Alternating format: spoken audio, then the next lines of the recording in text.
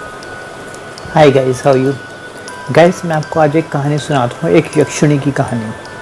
तो ये बात एक राज्य की है जहाँ वो बहुत खुशहाल था। वहाँ का राजा था, वो भी दयालु था, सबकी मदद करने वाला था। कुल मिला के ये कहें कि ये एक पीसफुल सेटअप था जहाँ पे हर कोई खुश था। खूब सारे वहाँ पे परिवार रहते थे। क्या होता है, इस खुशहाली के बीच में उस राज्य में एक यक्षिणी का आगमन होता है। आगमन I mean like she comes into this palace, but not palace, but in that गांव, in that राज्य वो आती है। लेकिन वो ऐसे पब्लिकली नहीं घूमती यक्षिणी बन के। तो वो क्या करती है कि नॉर्मल लेडी बन के इधर उधर घूमती है, सबसे बातचीत करती है। तो हर कोई सोचता है एक नॉर्मल लेडी की तरह। लेकिन जब शाम रात होने लगती है तो वो क्या करती है, लोगों को बात करती है, उन्हें अपनी बातों में फुसलाती है और उन्हें अपने साथ ले जाती है और फिर अपनी यौन इच्छाएं पूरी करती है उससे। लेकिन यहाँ पे एक चीज़ ध्यान रखने वाली कि वो उसको मारती नहीं है कभी भी। वो अपने साथ एक हिडन जगह पे उसको रखती है जो किसी को नहीं पता होती। ऐसे ही समय बीता और समय के साथ साथ उस राज्य के जो लड़के होते हैं धीरे धीरे वो गायब होने लगते हैं। और ये बातें अफवाहों की तरह, मतलब अफवाहें नहीं बट ऐसे खुसर फुसर करके लोगों में फैलने लगती हैं कि फला का बेटा गायब हो गया, फला का बेटा आया नहीं, फला का पति बहुत दिन से नहीं आ रहा। तो मतलब लोग गायब होने लगते। बात धीरे धीरे राजा तक पहुंचती है। राजा में भी मतलब सब बातें करते हैं बट कोई कुछ कर नहीं रहा होता है। बस इतना वो चलता है कि राज्य में एक नई लड़की आई है, उसका नाम है सुरभि।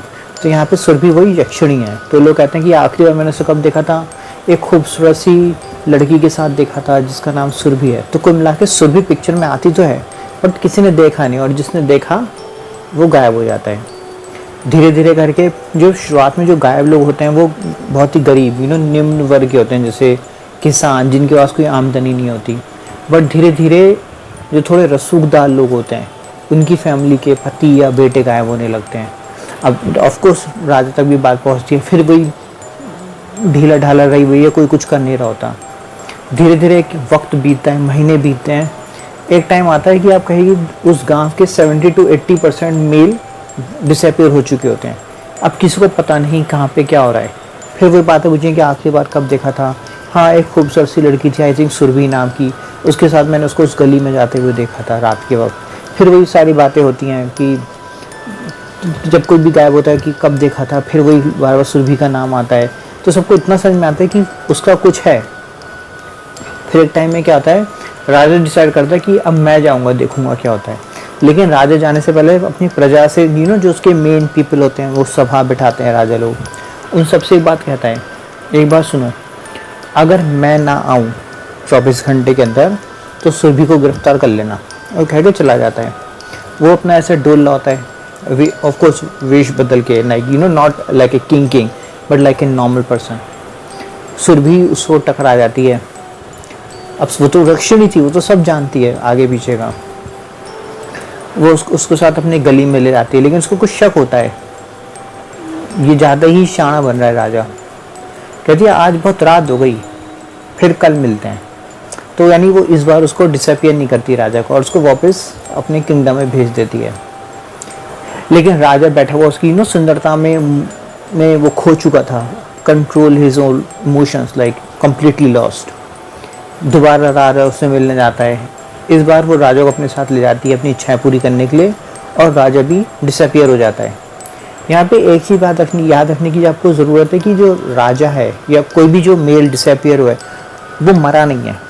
क्योंकि यक्षिणी के यक्षिणी को भी वरदान प्राप्त होते हैं एक से, और एक कुछ श्राप भी होते हैं। तो श्रापों में एक ये श्राप भी होता है कई बार कि आप उसको मार नहीं सकते। तो जब तक वो जिंदा रहेंगे आपका बल बढ़ता जाएगा, यानी यक्षिणी का बल बढ़ता जाएगा। और अगर उसने उसको मार दिया लोगों को तो यक्षिणी का बल भी कम होता जाएगा। तो उस वजह से उसको उसे जिंदा रखना पड़ रहा था। सब लोगों को मारती किसी को नहीं थी बिकॉज ऑफ दैट शाम। तो क्या होता है, इवेंचुअली राजा गायब हो गया। अब आप इसे इग्नोर नहीं कर सकते ना, किंगडम में लोग डिसअपियर होते तो कोई ध्यान नहीं दे रहा था।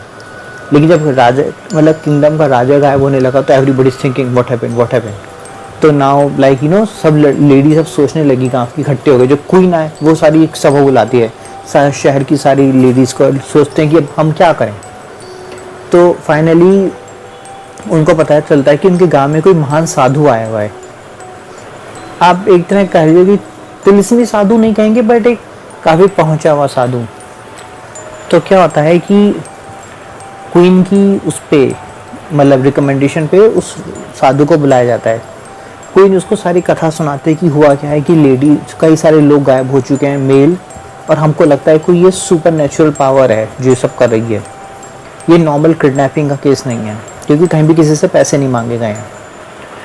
तो जो बाबा जो पहुंचा हुआ था बहुत ही, तो वो अपनी आंखें बंद करता है और कुछ चीज़ें देखता है। फिर वो कहता है ये कोई साधारण शक्ति नहीं है जिसने गायब किया, ये खुद यक्षिणी है। अब सब लोग को पता ही नहीं समझ में आता कि यक्षिणी क्या है। उन्होंने कहा ये कोई नॉर्मल भूत प्रेत नहीं है, ये एक अप्सरा है। बट यक्षिणी में भी दो किस्म की होती हैं, एक वो अच्छे काम करती हैं, धर्म को फॉलो करती हैं, एक होती हैं थोड़ी अधूरी प्यास वाली। ये वो वाली अधूरी प्यास वाली, और ये अपनी इच्छाएं पूरी करने के लिए इस तरह से लोगों को डिसअपीयर कर रही है।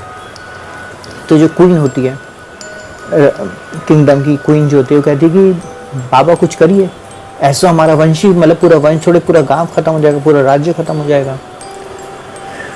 तो बाबा सोचता है कि मैं क्या करूं। उधर क्योंकि बाबा बहुत पहुंचा हुआ था, तो उधर यक्षिणी को पता लग जाता है कि कोई खतरे की घंटी बज रही है। वो सोचते क्यों ना अब मैं सीधा साधु पे अपना टारगेट बनाऊंगी। जब वो यक्षिणी साधु के पास पहुंचती है तो बाबा अपनी आंखें बंद कर लेता है, उसकी तरफ देखता नहीं। उसको पता है कि अपनी आंखों से ये मुझे कंट्रोल कर लेगी। बाबा आंखें बंद कर लेता है। फिर बोलती है कि तुम मुझे जानते हो क्या? बोला अपना परिचय दो। अब वो बहुत खूबसूरत थी, जो उसको देखता वो बहक जाता और उसके साथ चल देता। ऐसे तो उसने सारे लोगों को किडनैप किया, बट ये पहुंचा हुआ साधु ये जानता था कि यक्षिणी क्या कर सकती है। अभी तक सबने आंखें नहीं खोली थी। फिर यक्षिणी उसको अपने बारे में सच बता देती है कि मैं एक यक्षिणी हूँ। उसने कहा यक्षिणी को बहुत ताकत मिली होती है, बाबा उससे कहते हैं, और बहुत ज़्यादा ताकत के साथ एक रिस्पॉन्सिबिलिटी आती है। तुम्हारी रिस्पॉन्सिबिलिटी थी लोगों को उनकी दुखों से लाइक फ्रीडम देना, तुमने तो उन्हें किडनैप ही कर डाला। तो यक्षिणी जो थी आखिर में थी तो एक अप्सरा ही एक तरह से, तो उसको एक तरह से ग्लानि सी फील होने लगती है। तो बोलती है अब मैं क्या करूं? उसने कहा सबसे पहले तुम ये काम करोगे, तुमने जितनों को भी किडनैप किया है उनको फ्रीडम दे दो। यक्षिणी थोड़ा पुलिस विलिस पढ़ती है, कुछ चीज़ें पढ़ती हैं, और धीरे धीरे वो सारे लोग आज़ाद हो जाते हैं। अच्छा, यहाँ पे एक चीज़ और जो बात ध्यान रखने की कि इसने किडनैप करके रखा कहाँ था जो लोगों को मिल गया। आपको सोचो मैं एक शहर की आबादी गायब कर दूँ तो कहीं तो रखूँगा। बाद में वो रिवील करती है जो राजा का मेन राजा का जो पैलेस था उसके नीचे एक अंडरग्राउंड सुरंग बना रखी थी, मैं वहीं पर रखती थी। अब जाहिर होता है राजा के घर में कोई थोड़ी चीज़ों को ढूंढता है। अब ये उसके नीचे अंडरग्राउंड था, वहाँ पे उसने सारे लोगों को बंदी बना के रखा हुआ था, और बाद में वो सबको रिलीज़ कर देती है। उस अपनी गिलानी का पछतावा होता है, और बाबा कहा कहता है कोई नहीं, तुमने क्योंकि अब सब कुछ सही कर दिया है तो तुम पे कोई मतलब मैं तुम्हें कोई नुकसान नहीं पहुँचाऊँगा। और वो मुस्कुराती है और वहाँ से चली जाती है।